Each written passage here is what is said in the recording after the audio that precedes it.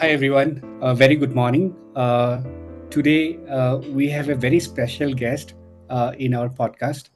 My name is Praful. I'm the head of talent acquisition for an MNC, and I have almost like 11 plus years of experience. Currently, I'm trying to build a community name called I am Recruiter.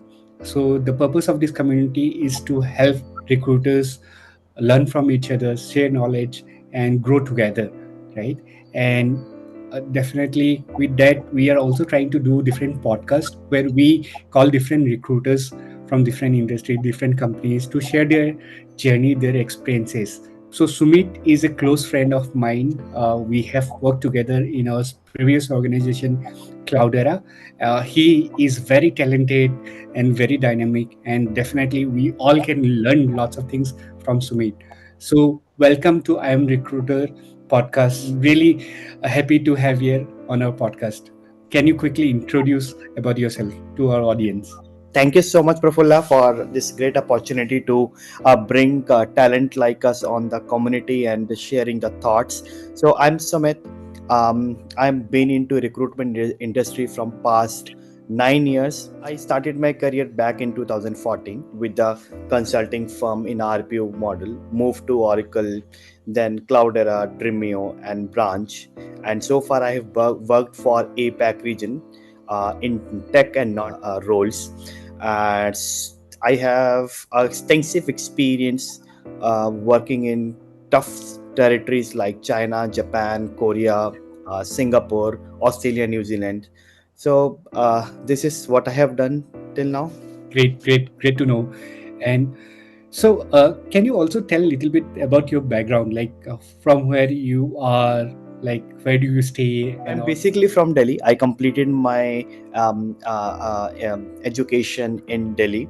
After that, I moved to Bangalore. I started my career there, and since then, I'm a half Bangalorean from past 9 years. Recently, like 3 years back, I got married. So my Okay, wife also stayed in Bangalore only. great, Sumit. Thank you for your background, right? And so you have mentioned that you started your career with a consulting firm, right? So do you do you think like starting a career with a consulting firm is important for anyone who aspire to become a recruiter? If you ask me, as a recruiter, you should have a different flavor. You should understand all the industries when you are entering in a recruitment world. So for me, having experience into consulting and have a little exposure to RPO model helped me to understand the talent market, how the industry is being divided. So I have a so my starting 1 year experience give me the foundation of the recruitment. I have learned the basics of recruitment there, and post which when I moved to a product based company Oracle, I identified and able to understand what's the difference between these two verticals, right? So if you are working in a product based company, what kind of a talent you should reach out, and if you're working in a consulting and RP model, how and what companies you should reach out. So you should have a, like, you will get a exposure of a both flavors, and you can make out when you're speaking to the candidate. It's no candidate is bad or no candidate is a good. It's all about which candidate should go to which role or which consulting or a product based company. If you have, if you are able to understand that, then you are a good recruiter. Okay, great. Nicely said. Thank you so much. So, you have worked with like bigger organization like Oracle, right, Mhm. and Cloudera, and different organization as well. So, how do you see like any tips you can give to recruiters to become successful uh, in bigger organization or startup, let's say, right? Any suggestion or any advice you want to give कि कैसे hiring करना चाहिए, क्या करना चाहिए, किस type का challenges आता है? If you can give some tips. Yeah. So in my experience, when you're working in a bigger organization, everything is set, right? Like, you not need to sell your organization. So your more focus will be on identifying the right talent. The challenge is, like, when you work in a big organization, your incoming candidates, your the candidates on your ATS tool is very high in number. So out of 1,000 you need to find five good profiles. That's what you need to do. Their standards are very high. They need to these brands are focusing to keep their brand name up. So you are facing those challenges. The market is already exhausted. You need to find out the passive candidates to place in the bigger organization. So the challenges are different. It's all about the recruiter, or the person, like where the skill set is lies. If I come on a product based companies, the challenges are very different. The incoming candidates pool is very limited. Like if you post a job, you will hardly get a 200 300 candidates, and you need to and sometime it happens like out of 300 candidates all are rejected because none of them are fitting the requirement, because of the niche or a dynamic nature of the startup. The things go very and really fast in startups. Requirement may change over the week. So if you are dynamic in nature, you can change your strategies very quickly. Then the startup world is good for you. So both companies have their own challenges. It's dependent on the person to person, what you like and where you feel comfortable to work. Agree. And can you also give little bit more tips about like how did you learn in those organization and how did you become so successful? uh Listen to your seniors, that's what I say. So what I understood and I learned is that learn from others mistake. I worked closely with the recruiters, senior managers, leaders. I listen to them. I try not to follow the mistakes they have done in their career or in the recruitment, and do the experiment. Until unless you are not failing, you cannot grow. It's very important that you do different things, different strategies, or change your style. For example, change your messaging from for a passive candidate or an active candidate. So do a lot of experience experiments, and out of those different experiment, what's best for you, adopt that. For example, I'm not good in writing the emails or sending a big or able to write a good post, but I'm good on building a network. So I prefer to pick up the call, build a good network with my candidates, and I do not keep that one candidate for only one organization. I build a network in such a fashion that they will stay with me for a next 3 to 4 organization, and they can bring me a referrals time to time. So that's what work for me. You need to identify what's your core skill. What best work for me is building a network within the candidates. I pick up the phone, I speak to them, build a strong relationship with them, advocate them, so they'll stay with me for a longer time, and they produce a referrals time to time, and they give me market intelligence. That's the first thing. So as I did it for I identified myself that I'm good in building the network. So as a recruiter, you should identify your core skills, what and where your strong or core skills lies in writing an email or over the phone or some other method which I'm not aware. But I think you should able to identify and start building your strategies accordingly. Totally agree.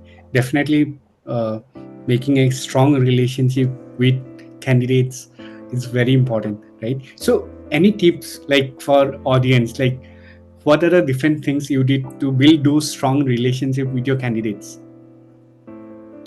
um I Okay, so to start with, I worked in a different multiple regions. For example, Australia, Singapore, China, Japan. In India, India is a very diverse country, and every region has their own cultural values. So before you speak to the candidate, you should understand the cultural values of the particular region. For example, the way I speak to the candidate in China and Japan are totally very different. In Australia, it's very different. Example, I try to when I wanted to speak to any candidate from Australia, I prefer a professional platform, for example, email or LinkedIn only. I do not ask them to connect with me on a WhatsApp, or whenever I wanted to greet or meet them apart from the recruitment cycle, I drop a high note to them. Can we catch up? Can we meet on a Zoom or Google Meet? That's how I build connections with them. The moment I come to a China, Japan, or maybe in India, I prefer to have keep the conversation on the WhatsApp. So in that way, small connections time to time, providing them like advocating about their profile or their questions.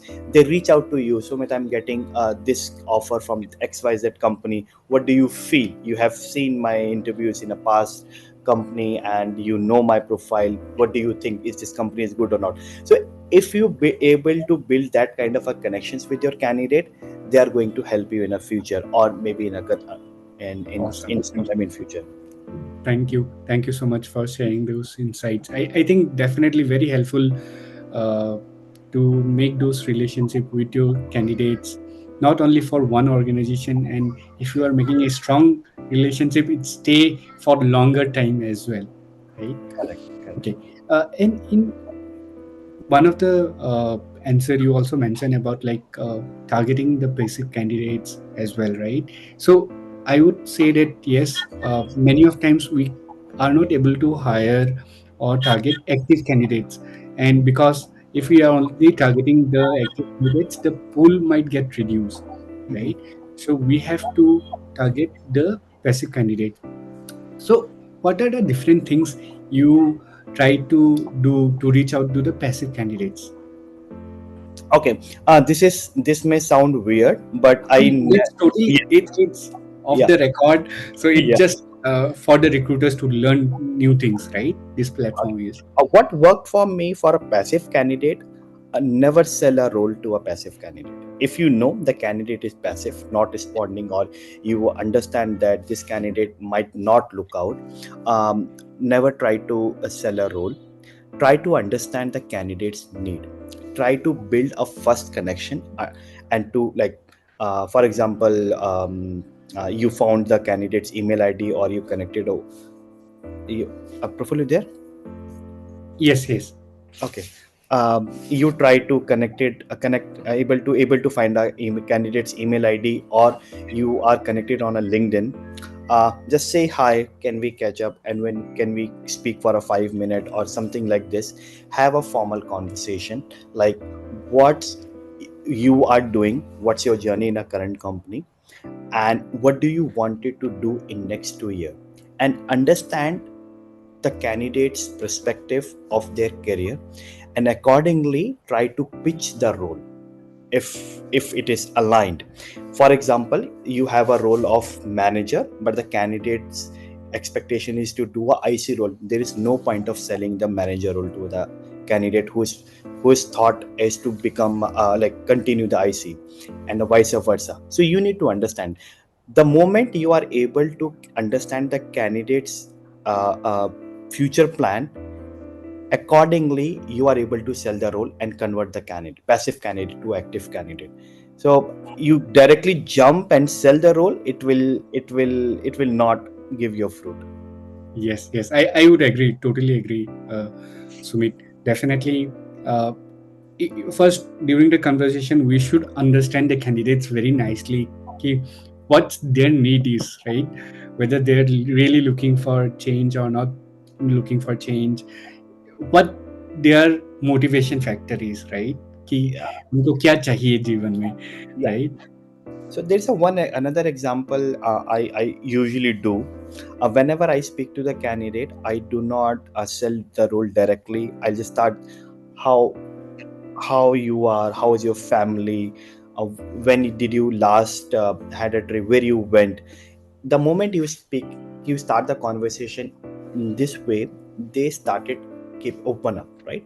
And from their current situation, you are able to understand whether the candidate is good for you. For example, if the candidate has a whole, his mom, dad, family, kids in a Hyderabad, and you are selling the role in Bangalore, and having this conversation, you will get a gist. The candidate is always in a Hyderabad, and just for this role, it's very hard to them to relocate. I'm not generalizing, I'm not judging, but sometimes it's a red flag for a recruiter that you should be very cautious if you're moving with the candidate, and the things goes vice versa. So starting a conversation informally, get candidate into a confidence, give them a comfort level, and understand their needs, and accordingly sell your role. Yes, yes, totally agree. And great example, Sumit. Thank you for sharing those two examples. Great. So now moving to the next question, right? Can you also share like two different experiences in your recruitment journey, 9 years recruitment journey, right? So one good experiences and one bad experience, right? What are the things you have felt like, hey, it's very good. I have to share this experience with my audience, and one learning opportunity, you can say. Okay. I would say I'll start with a good experience. um, I spoke to few candidates while I was working in Oracle during my for my few sales role, and I built a strong relationship at that time. And when I moved to in a senior position in past two companies, and for example in Branch and Dremio, I when I'm building a pipeline for those roles, I stumble upon on the previous candidate, and the moment I'm giving the call, candidate told me, Sumit, I'm not sure how come your number is saved in my phone, but definitely if I'm saving your number, then we were in a good call. I checked the LinkedIn messages, and we were connected like 5 years back. So it was a great experience for me to keeping the candidate with me. And when I sell the role for those companies, it was lot many easier for me to do so. And second thing is, candidate is also in a good in relationship with me. So I'm pretty much confident from the day one that it's a no of a decline. So that gave me a goosebumps, because I'm speaking to a candidate for 5 years, and they are having my number, they having my contact, they remember my name, everything is the same. So that was a first, like that, not a first, but that was a good experience I had. And it's not a only one, it's a multiple experience I had in past 2 3 years. So that gave me a good feeling how you should focus on your building the networking in with the candidates. Yes, yes, definitely great. Building a network, building a relationship is very important these days, I would say, right? And since uh, the market changes from time to time, right? And once we grow in our career, also, finding jobs might become difficult, right? Only by relying on the job portals and all those things. So at that time, also to find a job, we have to rely on our network, right? Yeah. I definitely do agree. Great. So what about like the bad experience or the learning experience? Which company and or what bad experience you had with um candidate or hiring manager or whatever? I would say that there was no such as a bad experience, but I would say it was a failure. And so there was a one role which where I was working for um, Korea region, where I reached out to a multiple candidate at once, and because of that, the market is exhausted very quickly. And after that, when I was transcribing the same thing to the hiring manager was not able to understand the challenges what we are facing. So there was a huge gap happen, because according to the hiring manager, I should give a focus, the similar kind of focus which I have done in week 1 and week 2, to continuous for the three, like next 3 or 4 more weeks. But according to me, the talent is already exhausted. So it was the wrong expectation set it to the hiring manager. I would say Okay. that sometime you need to, if you wanted to move past, you need to take little steps. And because of that, when I reached out to multiple candidate once, they also replied in a volume, so I was not able to handle all the candidate at once.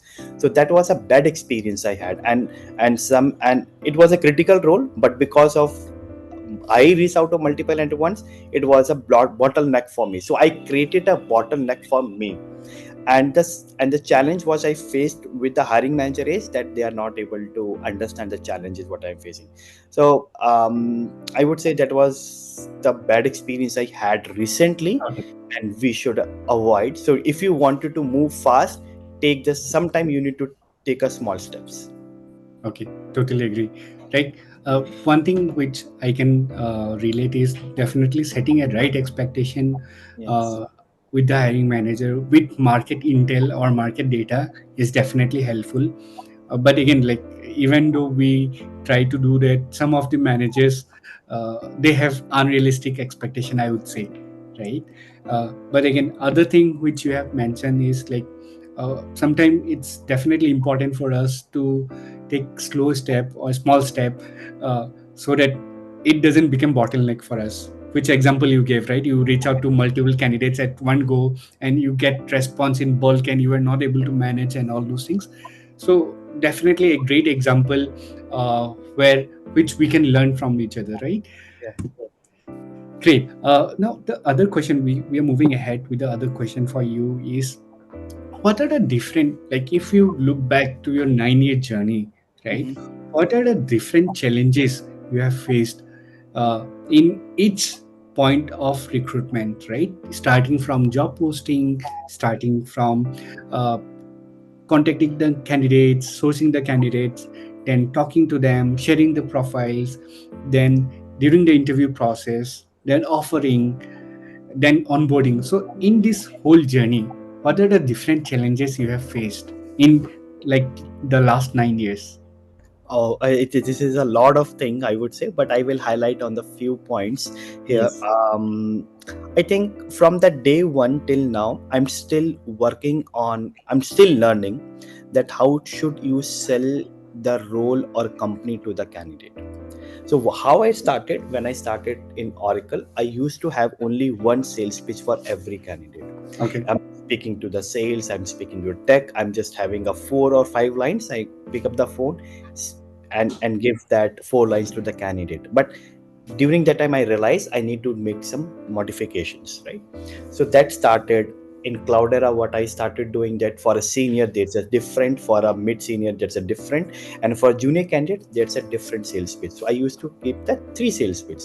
Now another divisions happen in a Dreamion branch where this according to these three different sales pitch, according to the role also I modified my sales pitch. For example, if I'm speaking to the technical, I'm building a sales pitch using the technical keywords. For a sales, I'm giving the QBR report numbers or the revenue numbers. If I'm speaking to the GNA candidates, I'm keeping very high level, and for example very high level understanding on the product, but more on the company culture. So you need to understand whom you are speaking as a candidate, and what you are and how you are transferring the information to them. Because everybody has a very like and not everybody, like everybody has a very limited time, and you want in that limited time 1 or 2 minutes you need to transfer the maximum information. So that's what I am doing, how to selling. Second thing is with the stakeholder, how do you building a communication with them, because everybody has their own style of working. Some hiring manager want everything on the email, some hiring manager want everything on a Slack, and some hiring manager directly give you a phone call on your phone. So you need to understand their needs, their you need to understand their working style, accordingly modified your way of communication. Sending the update, it's a one thing, but informing the hiring manager, keeping updated, it's a different thing. In a 5 days you have a weekly call once in a week, right? And you are connecting for a one day, but other 4 days how you are making the communication very clear in other 4 days, that's very important. So this is something you need to work on. The best practice which I use is communicating through the ATS tool or via a Slack, apart from the weekly updates. Great, great. Thank you. Definitely, communication plays a very important role in any organization, I would say, right?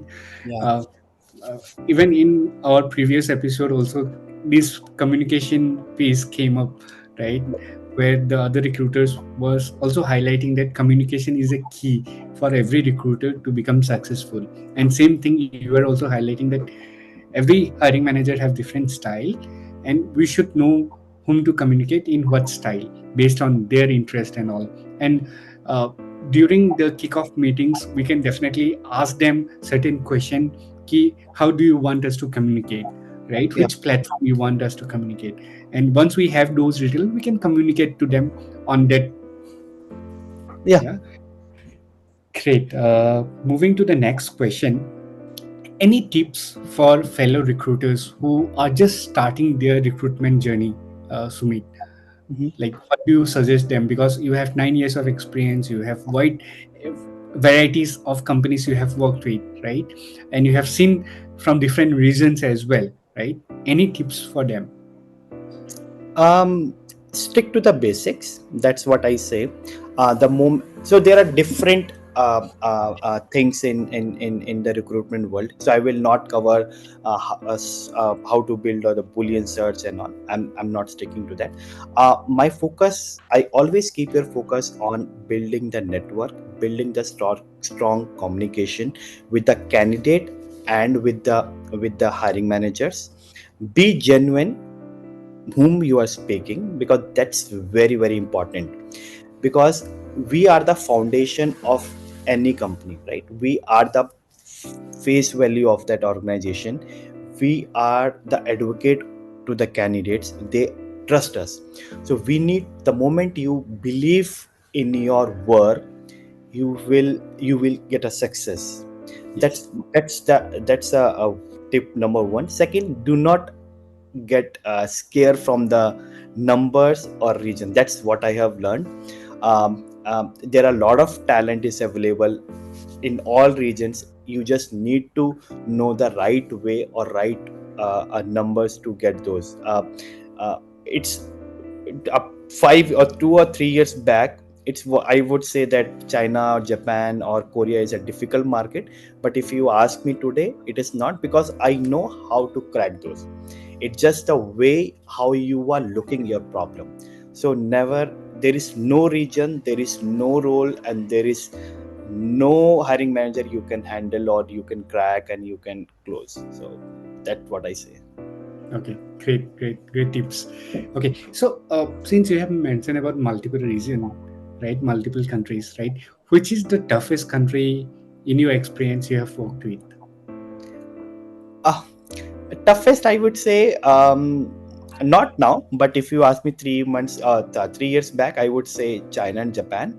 But if you ask me now, then I would say Japan is the most difficult, because I worked very closely there, and their culture is very close. It's very difficult to penetrate those regions.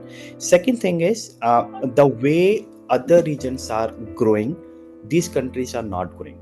This is what this is the market intel I got. And hiring, you should need to share it with the hiring manager. I give you the one example.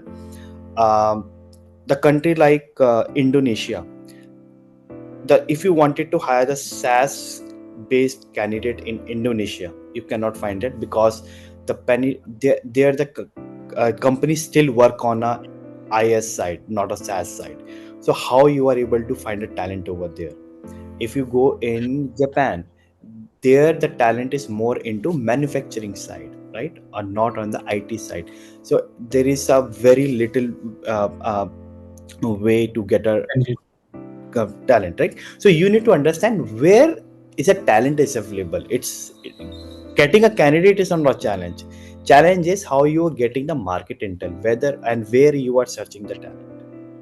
Okay, okay. So, since you have mentioned about market intel, right? So, as a recruiter, like let's say my company doesn't have much of budget to spend in different intels or different platforms, right? So, as a recruiter, what will you do to collect intel?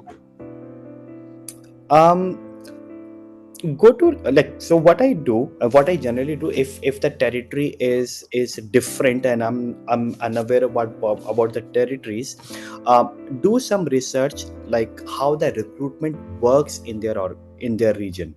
That's very important. For example, if I pick up the European side, right, or from the Asia side, or China, Japan and Korea, the recruitment style of recruitment is very different there. How candidates are reaching out to the recruiters, right? So this is the first thing. Second thing is on the companies. You go search the company list over there, or go on the LinkedIn. What is, put the a country, put the few keywords, identify what are the different companies are there, what kind of teams they are building. Spend some time to get those details, and the moment you work on these things for like a week or 2 week, you are able to get the high level of understanding that what kind of a talents is available in this region, or whatever the regions you are working. So that's how I do it. Sure, very insightful. Thank you for sharing, Sumit. Okay, so now again, like any can tips or suggestion or advice you would like for the candidates, because like as a recruiter we have different perspective, we have different opinions, right? So any suggestion for the candidates you would like to give? um to the candidates, oh, this is tricky. Okay, I would say, to any candidate, whenever you receive a no, like negative response from any company, do not feel bad. It's not all about you have not done well or you are not good. It's not about that.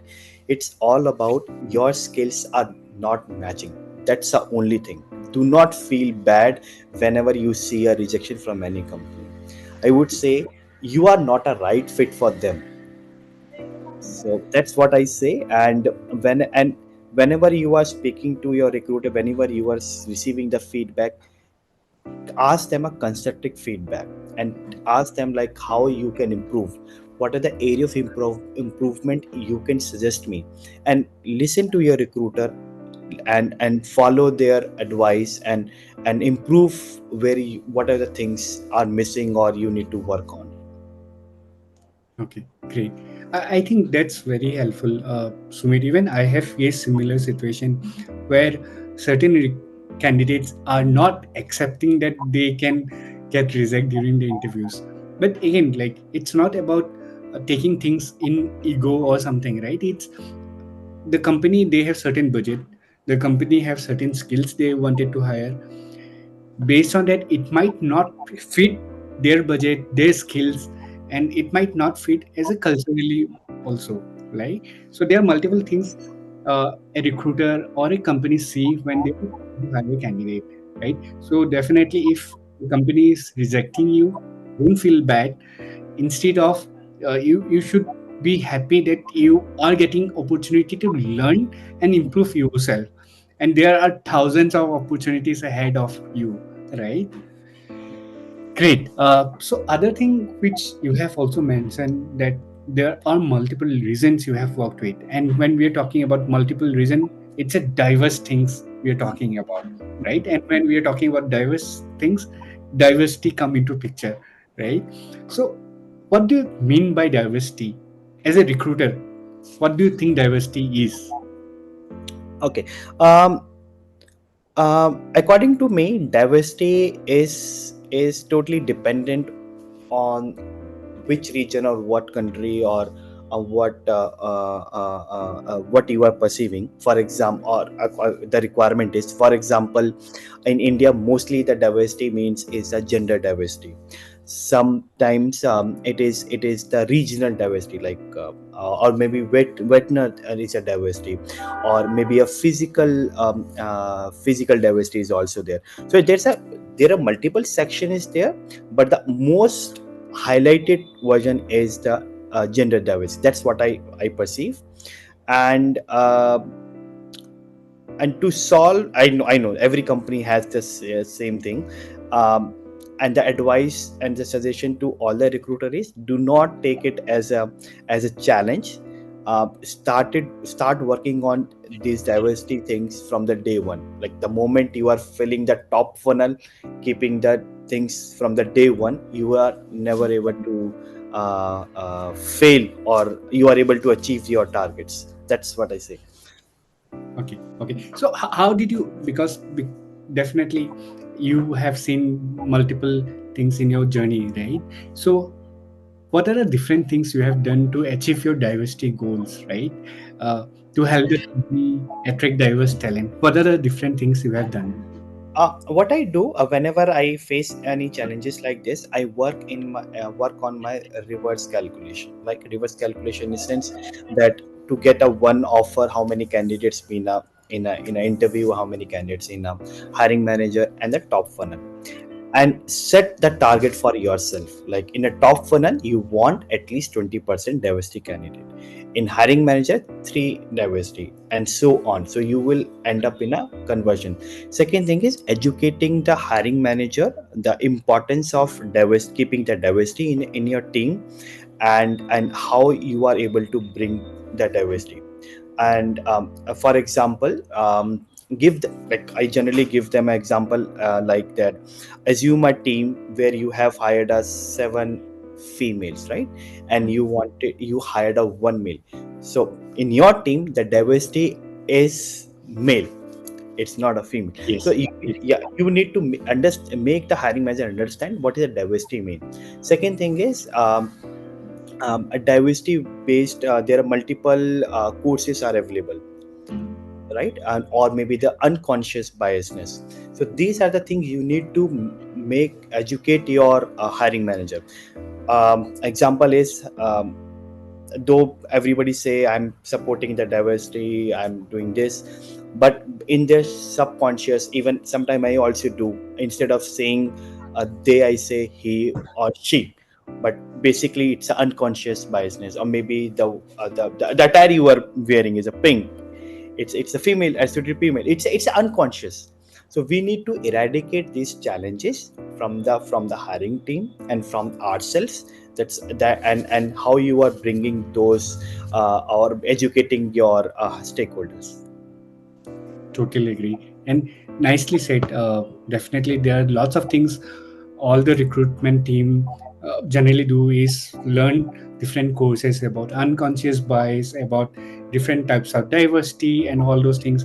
And which you have clearly mentioned that diversity shouldn't be the last focus area.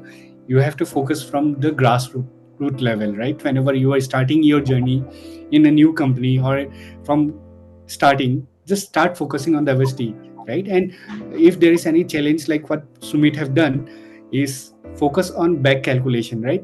For to reach those number, how many candidate you should have in your funnel, and Mhm. accordingly you can target those numbers. Great, Sumit. Yeah, with this I have similar hot topic of Mhm. the market is AI, right? What do you think about AI and how it is going to impact or let's say enhance the recruitment industry? I would say AI is a strong tool or strong a weapon in a recruit with a recruiter. um, I would say it is going to enhance the recruitment industry and the style of a recruitment in currently also going, presently doing, and future also. And how I used AI, instead of researching for long hours, I just to mention, give me the competitor of Cloudera. It will give me the 7 8 companies. So in a one shot, I have the competitor list. and I put on LinkedIn, I get the talent mapping done within a half an hour time. So my time is reduced, right? And in reduced time, what I'm going to do, I will focus on some other work. So that is the one thing which I am doing. I'm taking help in building my messaging. uh, I think every recruiter should try this. Yes. The thing which I have done is, what are the regional common languages used in a recruitment build in Korea. It gave me the common keywords. Like for Okay. example, here in India and other countries we say recruiter, but in Korea and Japan they say hunters. Okay. They do not call themselves as a recruiter, they are hunters. This Okay. is what I have learned in AI. So you need to work, what are the questions you are asking, how you're framing, how you're building your queries on AI, on AIs, and it will give you the right result. Second thing is, you need to validate that as well, because Yeah. they are just a tool. They are not giving the right answer. They are not genie. They are just a tool. You need to validate that. And last thing last thing is that whenever you are using the tools, you should be very careful while sharing the data. For example, you are working in an organization, you should not share the personal things or maybe confidential data on the AI tool.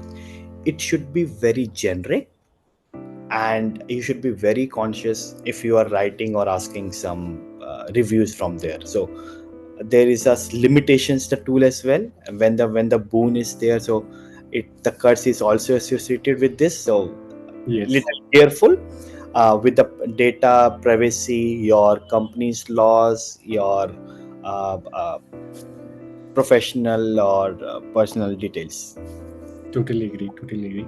So me personally, I like in my previous podcast plus, in one of the topic what I have written is communication. I'm not that great with communication, so what I do, I try to use GPT to uh, write nice message so that I can reach out to more and more candidates, right? So as a result, it gives me very nice uh, messaging things, how I can reach personalized message, you can say, for every candidate. And I say that LinkedIn already have those things, right?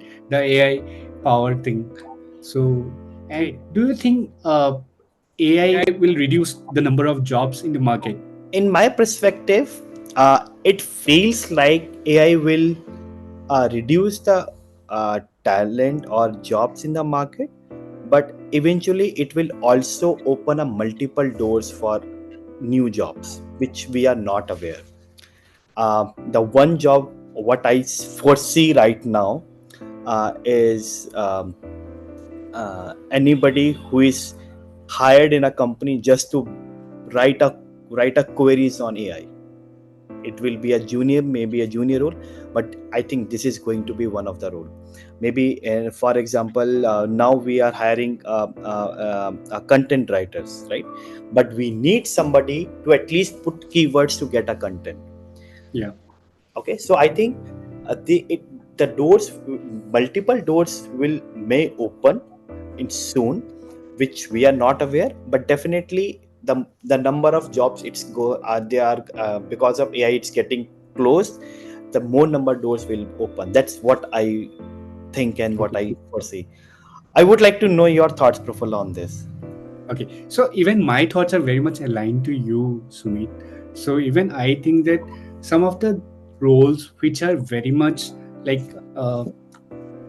similar or manual, right? Repetitive task, right? So those things might get reduced, I would say, and we can use AI to. The moment the when the computer first time came into a market, everyone thought that they are going to cut down the jobs and a lot of people may face unemployment, right? That was the time when the computer launched and everybody started using the Apple and the mic and the Windows. And now what we are seeing, the our whole world is based on these two things. Yes. The same way, it's may look like AI may look like a scary. It may cut down a few jobs right now or maybe in future, but definitely they are going, there are multiple doors are going to get open. With this, I, I I think we are on the time, and definitely, thank you for your time, Sumit. And I'm glad that you could find out some time. And I hope these questions were useful for the audience as well, because you have a great experience and lots of learning to share. And once again, thank you. Any last comment or any last thought you want to share before we wind up the call? First, the only thought which I have for you, thank you so much for building this community.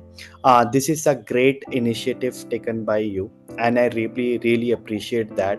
And definitely, the while I'm speaking with you, there are a lot of new ideas or new thought process may come right after this call, and it's going to help me, or I wish uh, mm, uh, this podcast or maybe your future podcast will help other recruiters as well. And this is really motivating, and thank you so much for doing this. Thank you, Sumit. And yep, it's a platform for all recruiters like us.